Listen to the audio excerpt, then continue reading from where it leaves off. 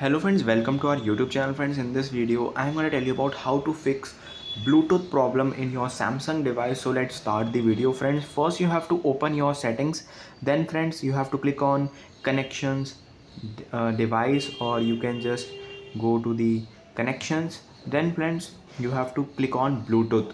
Turn on the Bluetooth so it will start showing the available devices. So from here you can just connect it like this. If it is not showing device or something, another problem not connecting to the device, so you can just simply go to the settings of your smartphone, click on search, right here reset, click on reset settings, and here it is reset Bluetooth settings.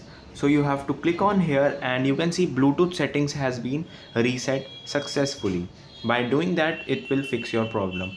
I hope you like this video. If you like this video, then subscribe to our YouTube channel for more helpful tips and tricks videos. See you next time.